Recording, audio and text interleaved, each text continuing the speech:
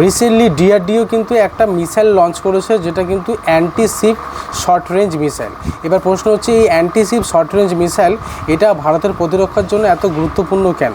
কারণ এই যে অ্যান্টিশিপ শর্ট রেঞ্জ যে মিসাইলটা, সেটা কিন্তু যেটা সি বর্ন হেলিকপ্টার, মানে যে হেলিকপ্টারগুলো অ্যাকচুয়ালি তোমার কোনো ডেস্ট্রয়ার কিংবা কোনো এয়ারক্রাফট ক্যারিয়ারের মধ্যে যেটা স্টেশন করা থাকবে, সেখান থেকে কিন্তু লঞ্চ করা হবে, আর যার রেঞ্জ হবে কিন্তু 55 কিলোমিটার।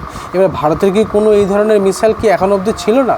এর আগে কিন্তু ভারতের কাছে অলরেডি মানে এই অ্যান্টিশিপ মিসাইল আছে, কিন্তু সেই মিসাইলগুলোর কিন্তু অত্যন্ত ওয়েট, যেটা কিন্তু 580 থেকে 600 কেজির কাছাকাছি। সেটা কিন্তু British origin sea eagle missile, British origin sea eagle missile. এবং এই মিসাইলটা কিন্তু তোমার নিক্ষেপ করতে গেলে কিন্তু যেটা টার্গেট অবজেক্ট, সেই টার্গেট অবজেক্টের খুব ক্লোজে গিয়ে কিন্তু হেলিকপ্টার থেকে কিন্তু নিক্ষেপ করতে হবে, যেটা কিন্তু অত্যন্ত রিস্কি, পাইলটের লাইফটা কিন্তু অত্যন্ত রিস্ক হয়ে যাবে।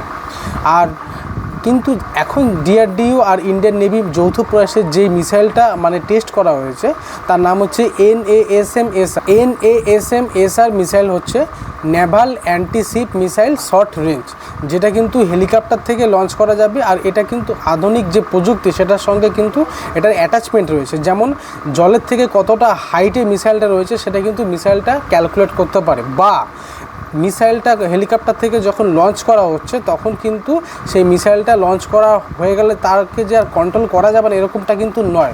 মিসাইলটাকে কিন্তু যে নিক্ষেপ করছে, মানে আমাদের আর্মি অফিসিয়ালরা, তারা কিন্তু তার গতিপথটাকে পরিবর্তন করতে পারবে হেলিকপ্টার থেকে, মানে এতটাই সূক্ষ্ম টেকনোলজি।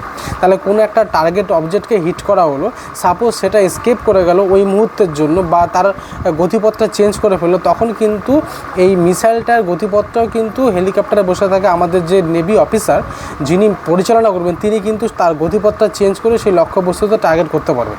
তো এতটাই সূক্ষ্ম কিন্তু তার মানে স্ট্রাইক করার ক্ষমতা, যেটা কিন্তু ভারতের কাছে এর আগে পর্যন্ত ছিল না। এর আগে যে মিসাইলটা ছিল, সেটা হচ্ছে ব্রিটিশ অরিজিন সি ইগল, যার মধ্যে মানে যেটাকে কিন্তু তুমি একবার হিট মানে টার্গেট করলে, মানে স্ট্রাইক করলে ভুলে যাও, মানে নিক্ষেপ করা হলো, এবার পাইলট ভুলে যাও, এবার সেটা টার্গেট বস্তুতে লাগলে তো ভালো, না লাগলে কিছু করার নেই। কিন্তু এই মিসাইলটা কিন্তু সেরকম নয়, স্ট্রাইক করার পরে তার গতিপথটা কিন্তু ট্র্যাক করা যাবে।